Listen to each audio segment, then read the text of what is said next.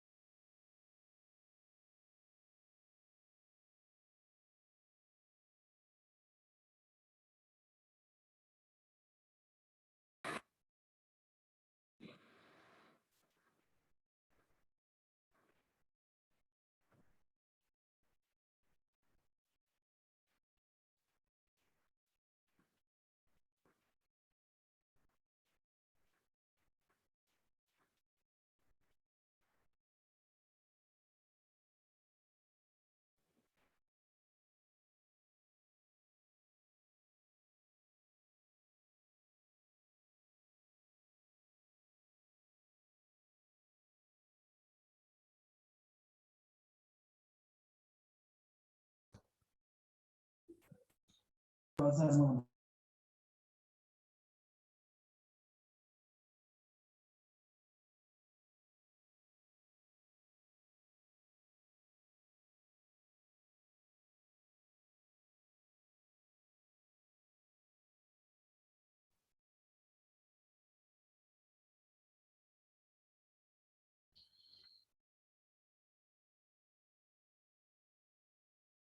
वालेकुम। आवाज आ रही है जी सबको?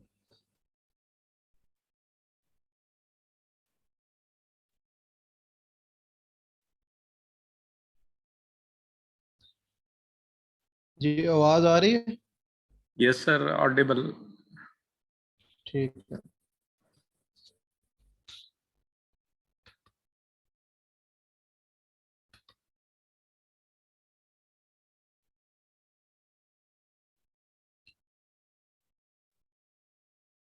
जी, तो आज हमारा जो टॉपिक है वो है ग्लोबलाइजेशन।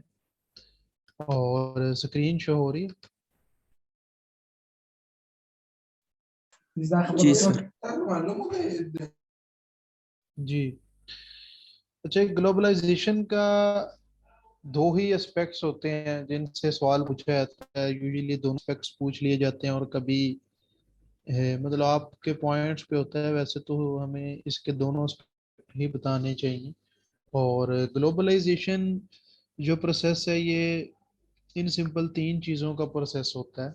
सही है। इसमें तीन चीज़ें उनका फ्लो होता है। एक होता है प्रोडक्ट, मतलब वो कोई भी प्रोडक्ट हो सकती हैं चीज़ें, जिस तरह कपड़ों से लेके मशीनरी तक, बड़े से बड़ी चीज़ें, गाड़ियाँ, और हर चीज़ जो है वो, उसका फ्लो होता है एक मुल्क से दूसरे मुल्क, यानी कि दुनिया के एक खित्ते से दूसरे तरफ। प्रोडक्ट का होता है। फिर लोगों का फ्लो होता है। सही है। Product, people. और तीसरा जो फ्लो होता है, जो कि फिजिकल तो नहीं होता बट वो विर्चुअल होता है, तो वो होता है फ्री फ्लो ऑफ आइडियाज। तो इसमें आइडियाज का भी फ्लो होता है। एक तरफ से आइडिया निकलता है दुनिया में, तो वो दूसरी तरफ जाता है। तो इसकी मिसाल इस तरह से है कि अगर कोई वेस्ट के आइडियाज हैं, तो अब वो बाकी दुनिया में भी फॉलो हो रहे हैं, और जो हमारे कुछ आइडियाज थे वो अब वेस्ट में फॉलो हो रहे हैं। तो ये सारा कुछ ग्लोबलाइजेशन के मरहूने में रहता है। ग्लोबलाइजेशन की वजह से ही जो चीज़ें हैं आजकल इतनी जल्दी से दुनिया के एक हिस्से से दूसरी तरफ चली जाती हैं। तो इस सारे प्रोसेस को जो आजकल हो रहा है, मूवमेंट हो रही है, इंफॉर्मेशन की मूवमेंट हो रही है, प्रोडक्ट की मूवमेंट हो रही है, लोगों की मूवमेंट हो रही है।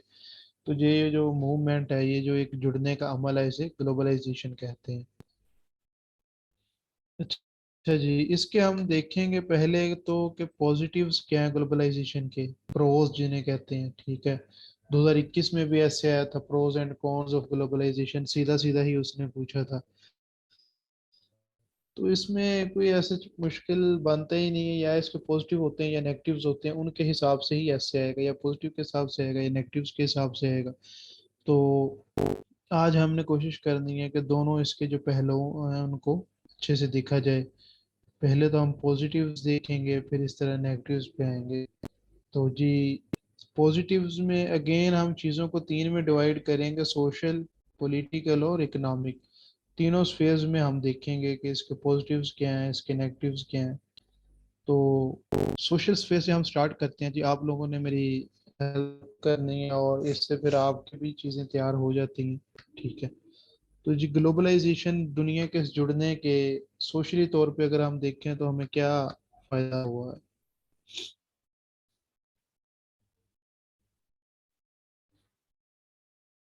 सर, प्लूरलिस्ट सोसाइटीज मतलब वो इमर्ज हो रही हैं। एक जी ग्लोबलिस्ट जी, कल्चर इमर्ज हो रहा है सर। सही है बिल्कुल। क्योंकि जब एक कल्चर दूसरी तरफ से आ रहा है, और इधर का उधर जा रहा है, तो एक न्यू कल्चर इमर्ज हो रहा है।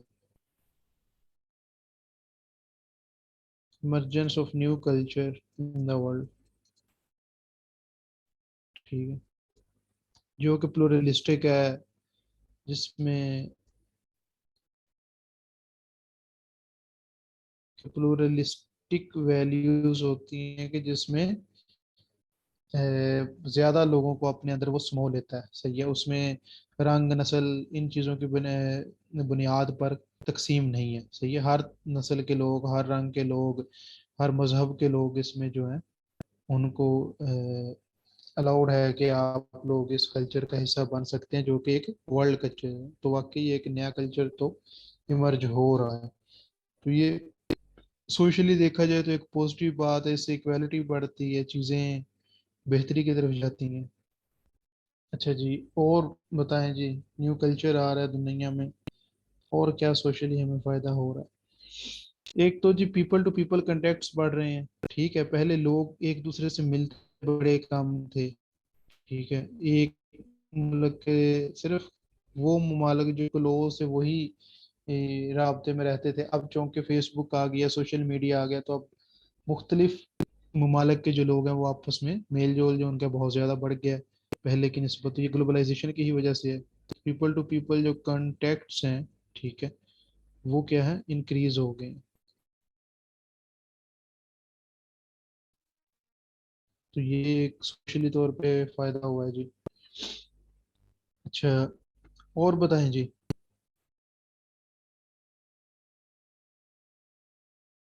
मुझे चैट में लिख के बता दीजिए, अगर कोई मसला नहीं है, बोलना जरूरी नहीं है।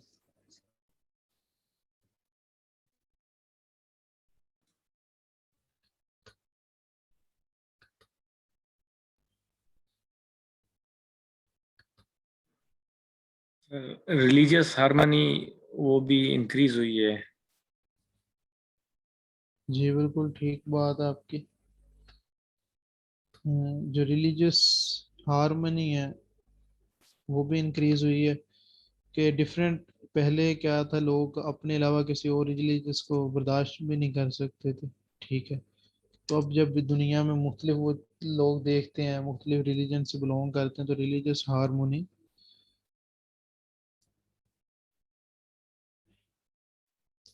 ये वाकई ही बढ़ गई है। रिलीजियस हारमोनी होता है जो मजहबी एक दूसरे का एहतराम है, वो काफी ज्यादा बढ़ गया है, ठीक है। तो रिलीजियस हारमोनी का जो सिचुएशन है वो इम्प्रूव हुई है। उसके अलावा जी अगर देखा जाए तो रिलीजियस हारमोनी के अलावा सोशली जो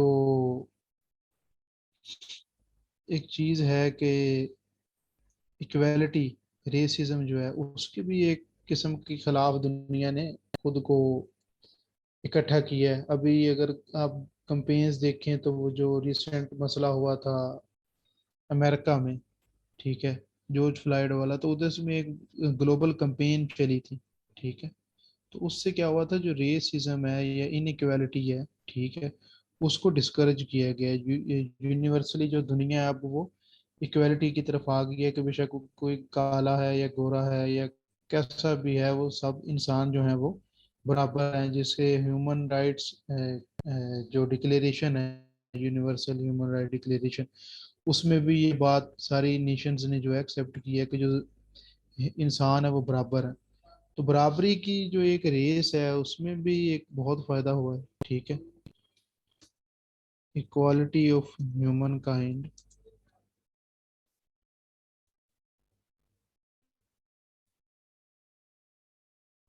हैज बीन इनकरेज्ड। इसको इनकरेज किया गया इक्वालिटी को जी। इक्वालिटी में कौन कौन सी इक्वालिटी आ सकती है? ह्यूमन की इक्वालिटी में आ जाती है जी, पहले तो रेसिज्म के अगेंस्ट जो एक है, ठीक है, रेसिज्म, रेस इक्वालिटी आ जाती है, फिर आ जाता है वुमेन जेंडर इक्वालिटी आ जाती है, ठीक है। ये इक्वालिटीज जो हैं इनके ऊपर बहुत काम हुआ है अब दुनिया में। ये सोशली अब इन चीज़ों का क्या हो रहा है, फायदा हो रहा है। और बताएं जी। हाँ मोहसिन, वो इमरजेंस ऑफ न्यू कल्चर वाला पॉइंट आपने लिख लिया, अच्छा पॉइंट है ये, ठीक है। तो जेंडर इक्वालिटी आ जाएगा इसके अंदर, इसमें इक्वालिटी ऑफ ह्यूमन काइंड जो है, इसमें रेस की इक्वालिटी की बात है कि काला गोरा है वो भी सब बराबर है, सही है। और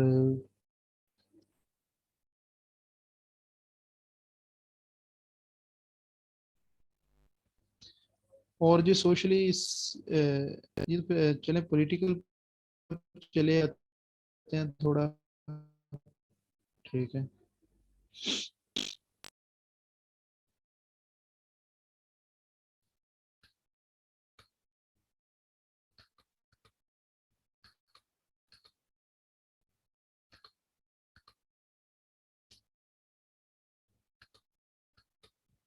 जी, तो पॉलिटिकली आते हैं जी। क्या फायदे हुए हैं पॉलिटिकली?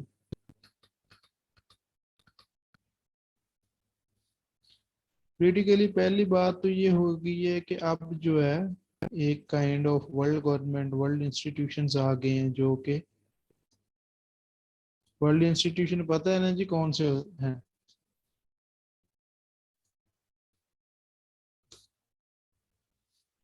सर ये काइंडली थोड़ा जूम कर लो।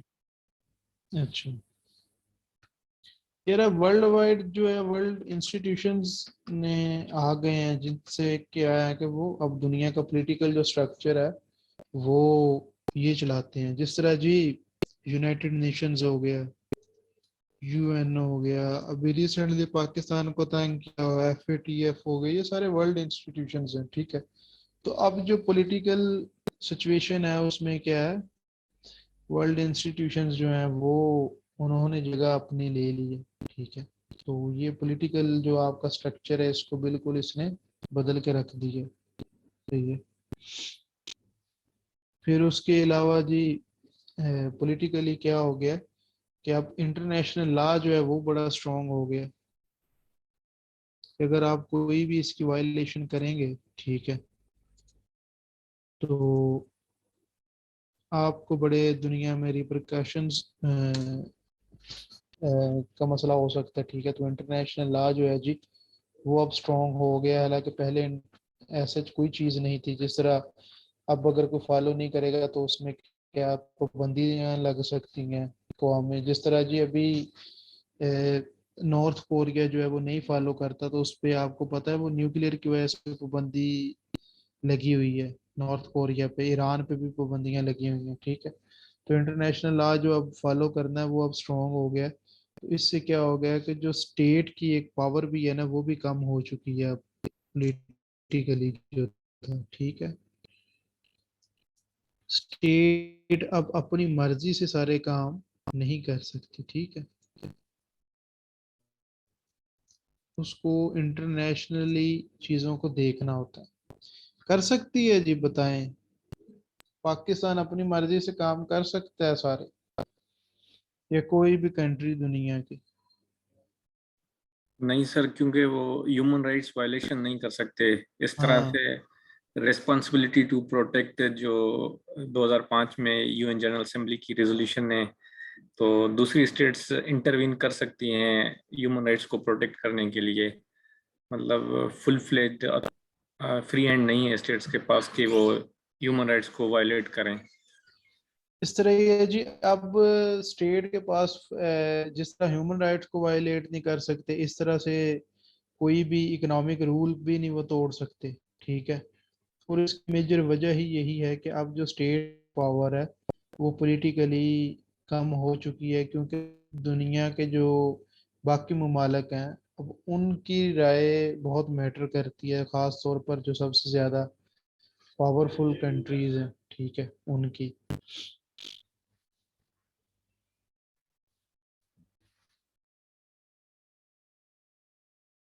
अच्छा, इसके अलावा जी और फायदा क्या हुआ? एवरी कंट्री को क्या कहते हैं, अब चांस दिया जाता है कि इंटरनेशनल सतह पे आके अपना रोल प्ले करे। ठीक है। जिसके पास पावर नहीं है उसको भी अब एक चांस दिया जाता है कि प्रूव करे। जिस तरह के जो अफ्रीका के गरीब ममालिक हैं, उनमें से भी यूएन के मेंबर वगैरह लिए जाते हैं या उनको पोस्ट दी जाती है। ठीक है। या उधर जाके कॉन्फ्रेंसेस करवाई जाती हैं। ठीक है।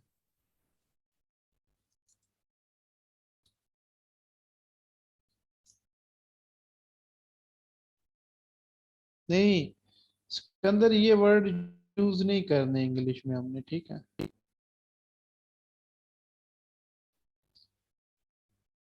अब मतलब इंटरनेशनल स्टेज हर किसी को दिया जाता है। जिस तरह रिसेंटली अफगानिस्तान को भी उन्होंने एक क्रिकेट का स्टेज दिया, इस तरह बाकी जो भी मुल्क हैं, जो भी गरीब मुल्क हैं, उनको कोई ना कोई एक प्लेटफॉर्म अब जो बाकी कंट्रीज हैं वो देती हैं कि यार ये कहीं ना कहीं आके अपने आप को प्रूव कर सके, अपनी एबिलिटीज के लिए शो करवा सके। जिस तरह अफ्रीका को अक्सर प्रेसिडेंटशिप दी जाती है यूएन की, इस तरह से ही मुख्तलिफ किस्म की पोस्ट हैं जो सिर्फ जो गरीब ममालिक हैं इनके लिए ही बनी है या इनकी हेल्प के लिए बनी है। जिस तरह अक्सर फंड होता है, जिस तरह यूनिसेफ है, वो यूजुअली सपोर्ट करता है अफ्रीकन कंट्रीज को, या जो पुअर कंट्रीज हैं उनमें, या साउथ एशिया में जो हैं, या रेफ्यूजीज को सपोर्ट किया जाता है। ठीक है, तो हर कंट्री को अब चांस दिया जाता है कि वो कहीं ना कहीं आगे अपनी एबिलिटी प्रूव कर सकें। तो पॉलिटिकली ये एक बहुत अच्छी चीज़ हुई है, जो कि सोशलाइजेशन ग्लोबलाइजेशन की वजह से ही हुई है। ठीक है।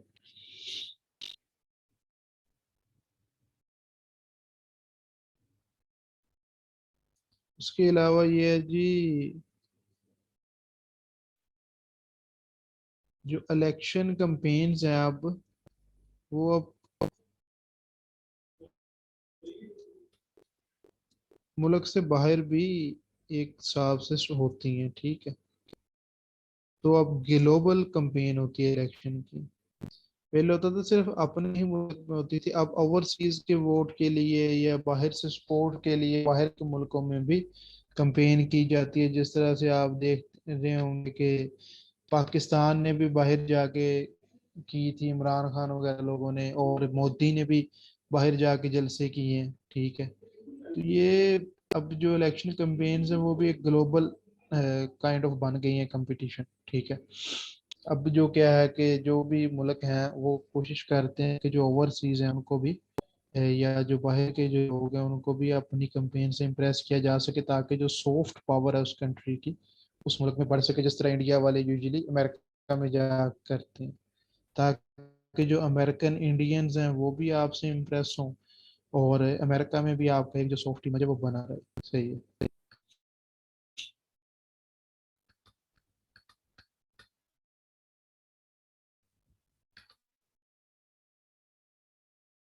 चलिए जाते हैं हम इकोनॉमिक की तरफ। इकोनॉमिक में किस तरह इसने हमें ग्लोबलाइजेशन ने फायदा बात, तो इकोनॉमिक में जो हमें फायदा हुआ है वो है कि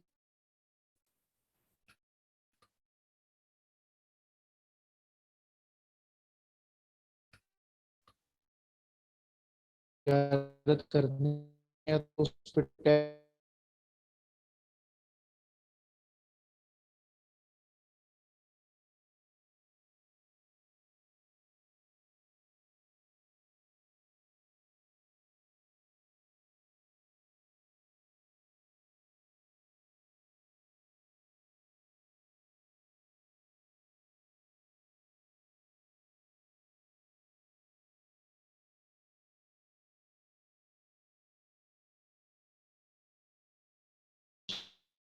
डिस्कनेक्ट हो गया था, मैं दोबारा करता हूँ।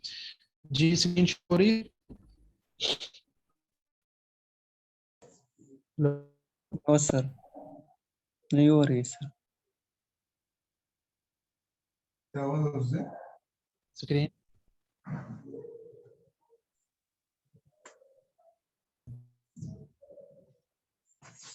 जी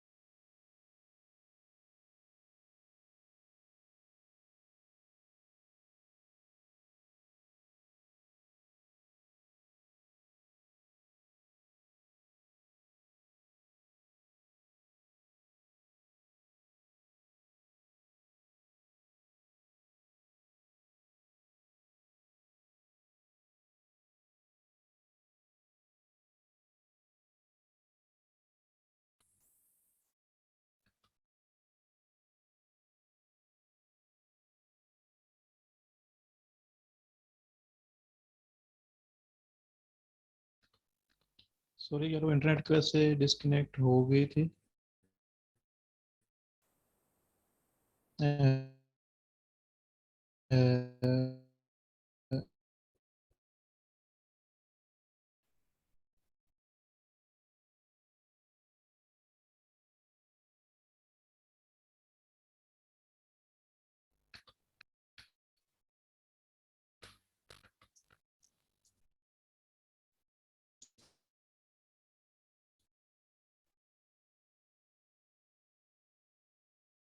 ये हम बात कर रहे थे इकोनॉमिक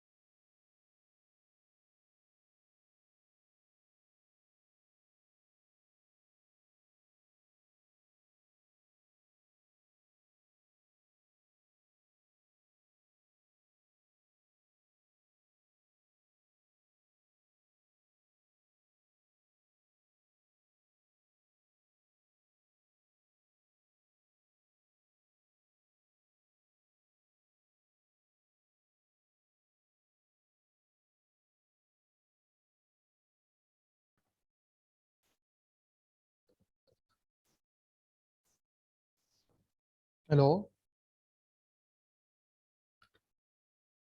सॉरी, वो इंटरनेट का इशू आ रहा था, डिस्कनेक्ट हो जाता है बार बार। जी, स्क्रीन शो हो रही है आपको? चैट में बता दें।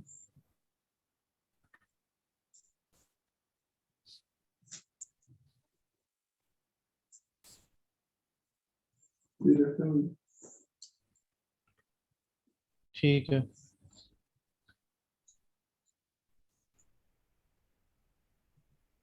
कर यार अपना माइक। अच्छा, तो इकोनॉमिक में आ जाते हैं जी। फ्री ट्रेड एग्रीमेंट हो रहे हैं जिस तरह से पाकिस्तान और चाइना का है, सही है।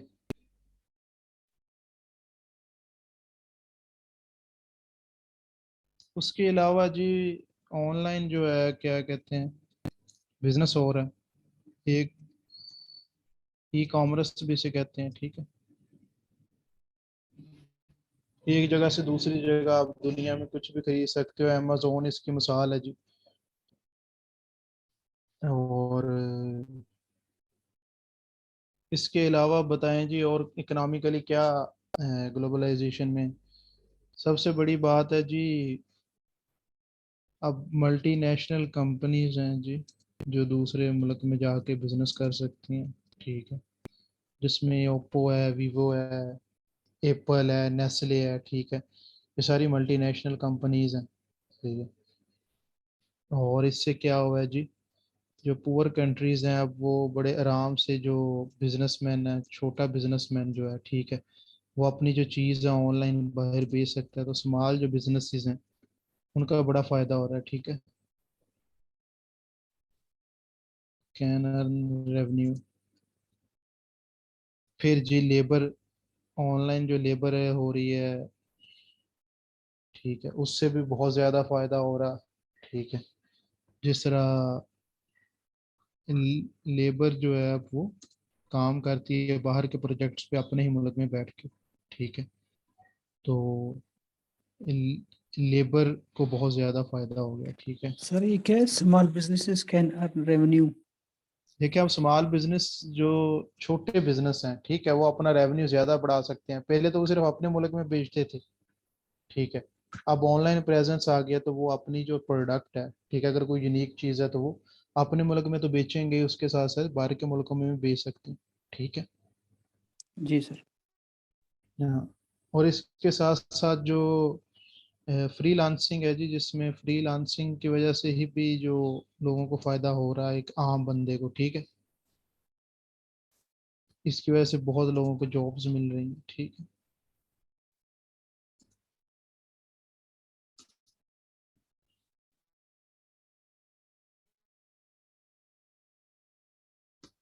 तो मतलब कि इकोनॉमिकली तो बहुत ज़्यादा एक फायदे हो रहे हैं। मतलब फ्रीलांसिंग की वजह से आप देखें लाखों करोड़ों लोग जो हैं वो जॉब्स कर रहे हैं बाहर की कंपनीज में। और उसके लिए उनको बाहर एक्चुअली तौर पे जाना भी नहीं पड़ रहा, सही है। तो ये वाला फायदा तो हुआ है ना। अगर हम इधर बैठ के किसी भी कंप्यूटर का काम करते हैं, आईटी का काम करते हैं फ्रीलांसिंग पे, तो हमें बाहर जाना नहीं पड़ रहा, घर बैठ के ही सारा काम हो रहा है, ठीक है। तो ये सारा कुछ जो भी है ये इस किस वजह से हो रहा है कि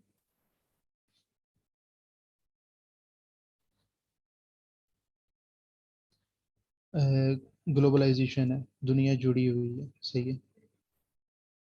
बिल्कुल जी। हाँ वही ना, ये सारे मतलब एग्जांपल्स हैं कि आप यूट्यूब पे कमा सकते हो, पुअर कंट्रीज की अपॉर्चुनिटी हो, ब्रांड मार्केटिंग कर लो, ठीक है। तो ये सारा जो अभी आपको बताएं ये ग्लोबलाइजेशन के पॉजिटिव्स हैं, ठीक है। तो अब आ जाते हैं ग्लोबलाइजेशन के नेगेटिव्स पे, ठीक है। वैसे तो यार नेगेटिव्स आप लोगों को मैं होमवर्क दूंगा, आप लोग करके लाएंगे, ठीक है, लेकिन मैं थोड़े से बता देता हूँ कि नेगेटिव्स किस तरह के हो सकते हैं, ठीक है।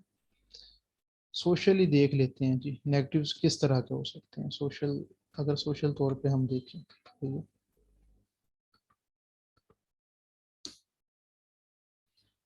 पहला नेगेटिव तो ये है जी, जो कल्चर है, कल्चर जो है हमारा क्या हो गया, वेस्टर्नाइज, ठीक है। वैसे तो दुनिया का कल्चर एक नया इमर्ज हो रहा है, लेकिन अगर आप देखें जो नया कल्चर इमर्ज हो रहा है वो ज्यादा वेस्टर्न है, उससे हमारा जो अपना कल्चर है वो तबाह हो रहा है। ऐसा है कि नहीं जी, जो कल्चर है अब ये वेस्टर्नाइज्ड है ना, कि मतलब अगर आप इसका लुक देखें तो ये वेस्टर्न लुक है, जैसा कि वेस्टर्न कल्चर है। पहले हम शलवार कमीज पहनते तो हम पैंट शर्ट पहनते हैं तो हम वेस्ट से इम्प्रेस हो रहे हैं, ठीक है। तो सोशली ये एक नुकसान है। अगर देखा जाए तो जो टेररिज्म है या एक्सट्रीमिज्म है, ठीक है, वो अब जो है वो बड़ा इजीली फैल सकता है विया सोशल मीडिया, ठीक है। ये भी इंक्रीज हो गया लोगों के दिमाग में, ठीक है, टेररिज्म एक्सट्रीमिज्म भर दिया गया है through social media and through other such literature, ठीक है।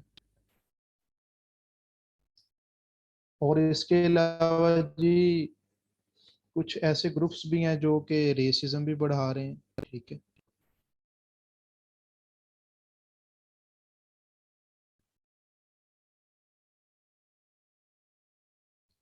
तो ये काम तो हो रहा है, ठीक है।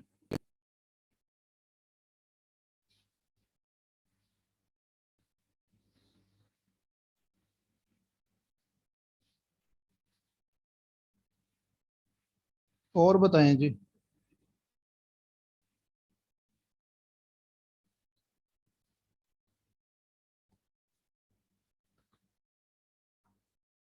हाँ, डोमेस्टिक कल्चर वही ना कि जो कल्चर अब नया आ रहा है वो कौन सा है, वो वेस्टर्नाइज कल्चर है जिससे क्या हो गया, डिस्ट्रॉय हो गया।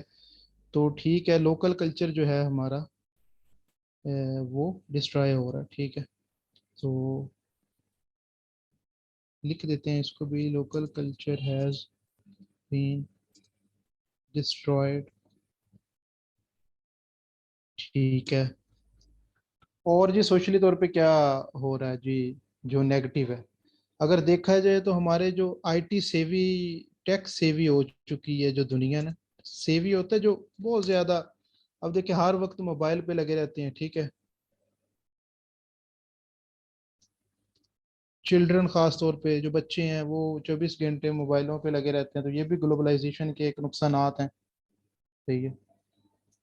तो टेक सेवी चिल्ड्रन आ गए हैं जी, अब जो बच्चे हैं वो 24 घंटे टेक्नोलॉजी पर लगे रहते हैं, जिस तरह कभी मोबाइल पर लगे रहते हैं, उनका क्या हुआ है, वो स्पोर्ट्स से दूर हो गए हैं, तो उनकी जो एक परवरिश है वो बहुत ज़्यादा नुकसान का है। इसी तरह जी फैमिली सिस्टम जो हमारा था एक पुराना, ठीक है, family system is in danger, वो भी खतरे में है, क्योंकि जो अब नई मॉडर्न वर्ल्ड आ रही है वहाँ पे माँ बाप के साथ रहना वैसे ही बुरा समझा जाता है, तो जो फैमिली सिस्टम है वो एक डेंजर में चला गया, जिससे पूरा जो यूनिट है फैमिली का वो एक तबाही की तरफ गामजन हो गया, सही है।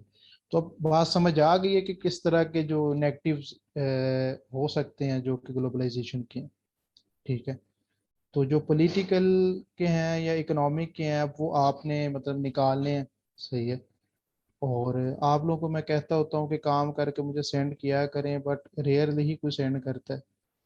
तो अब सोशल मैंने थोड़े से बता दिए हैं, लेकिन आपने नेगेटिव्स निकालने हैं पॉलिटिकल के, ठीक है, फिर इकोनॉमिक के, सही है। कि किस तरह से ये आपने गूगल पे भी सर्च करना है, इंटरनेट पे भी देखना है, किस तरह से इनका आपको क्या है कि इनका आपने देखना है कि किस तरह से आपको ये जो चीज़ें हैं किस तरह से ये नेगेटिव हैं, किस तरह से ग्लोबलाइजेशन नुकसान पहुंचा रही है पॉलिटिकली, किस तरह से ग्लोबलाइजेशन नुकसान पहुंचा रही है इकोनॉमिकली, सही है। ताकि अगर ऐसे आए तो आपको दोनों तरफ ही पॉइंट्स आते हैं और आप एक बैलेंस और अच्छा ऐसे लिख सके, ठीक है जी। अब होमवर्क समझ आ गया आप लोगों को?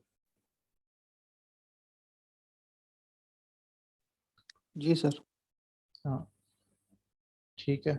तो ये आप लोगों ने करना है काम, सही है। मुझे ये कहेंगे तो ये वाली स्लाइड मैं आपके साथ शेयर कर दूंगा, ठीक है। जो पॉजिटिव वाली है वो मैं शेयर कर दूंगा, जो नेगेटिव वाली है वो आपने करनी है खुद, सही है। ठीक है जी। सर, जिस तरह ये टॉपिक था प्रोज एंड कॉन्स, वो पॉजिटिव और नेगेटिव वाला, तो जी इसमें जी। सर पॉजिटिव और नेगेटिव को बिल्कुल बैलेंस रखना है, या मतलब पॉजिटिव ज्यादा बता दें या नेगेटिव कम, और तो वो सही रहेगा सर? अच्छा, पता है इसका क्या सीन है? इसका कुछ इस तरह से होता है कि अगर आप, ये ना आपके स्टांस पे बड़ा मैटर करता है, ठीक है।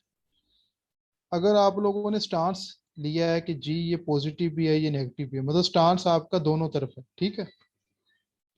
फिर आपने क्या करना है, फिर आपने जो है दोनों तरफ के पॉइंट लिखने हैं, ठीक है, क्योंकि आपका स्टांस दो तरफ है, फिर आपने दोनों तरफ बराबर पॉइंट लिखने हैं। फॉर एग्जांपल अगर 6 नेगेटिव लिखे हैं तो 6 ही पॉजिटिव लिखने हैं।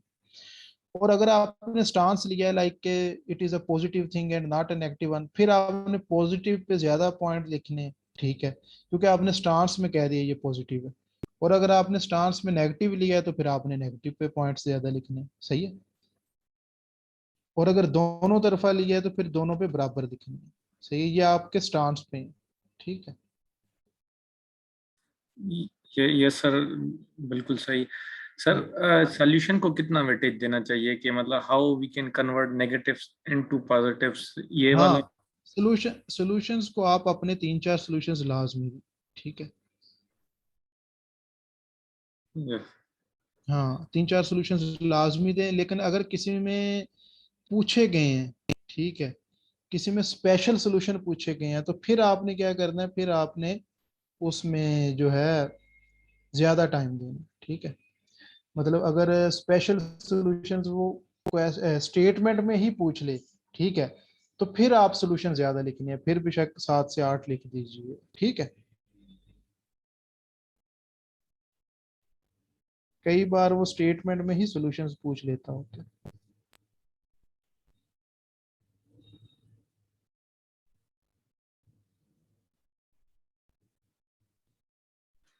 सर जिस तरह अगर इंट्रोडक्शन के बाद एक मतलब ग्लोबलाइजेशन को डिफाइन करने के लिए पैराग्राफ ऐड करें तो वो सही है, या मतलब ना हो भी बेहतर है? देखें, रिलेट करने के लिए पैराग्राफ्स, मतलब समझ नहीं है आपको क्वेश्चन क्या कह रहे हैं।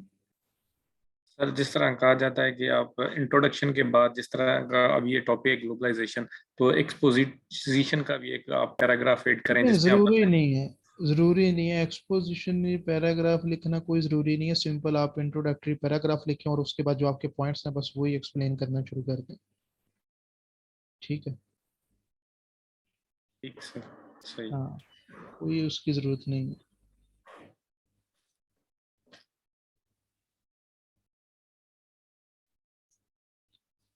ठीक है जी, अब आप लोगों ने नेगेटिव्स करने हैं इसके, ठीक है।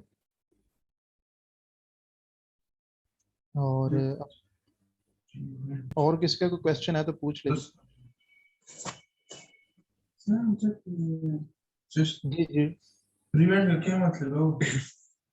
वो आवाज नहीं साफ आ रही है आपकी बारी। प्रीमियम का क्या मतलब है? किसी का नहीं है। प्रीमियम का मतलब क्या है? किसका? ले जाना, यार चैट पूछ लो, आवाज साफ नहीं है। में जाना।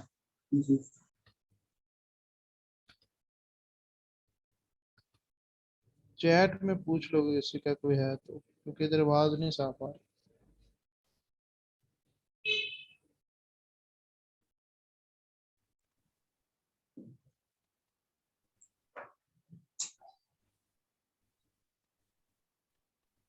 सर एक जनरल सवाल है इसी के जी हवाले जी। से, इंट्रोडक्शन और कंक्लूजन के साथ टोटल कितने पैराग्राफ्स मतलब मिनिमम होने चाहिए? मतलब जैसे शॉर्ट ऑफ वर्ड्स भी ना हो और मतलब रिक्वायरमेंट भी पूरी हो जाए, तो कितने पैराग्राफ्स सर 15 मतलब? जो 15-16 पैराग्राफ बड़े होते हैं। 15-16 इंक्लूडिंग पैराग्राफ वो कंक्लूजन और सर इंट्रो के साथ? हाँ, इंट्रोडक्शन और कंक्लूजन मिला के 17 कर लें आप, 17? 17, ठीक है। जी सर, ठीक। ठीक है जी, अब आप लोगों ने नेगेटिव्स इसके करने हैं, ठीक है। सोशली मैंने बता दिए हैं, पॉलिटिकल और इकोनॉमिक आपने करने हैं, ठीक है। और पॉजिटिव्स मैं आपके साथ शेयर कर दूंगा, ठीक है जी। चलिए ठीक है, ये अपना ख्याल रखिएगा। और इंशाल्लाह अगली क्लास होगी जुम्मे को, ठीक है जी। ओके सर, अल्लाह। जी, ओके।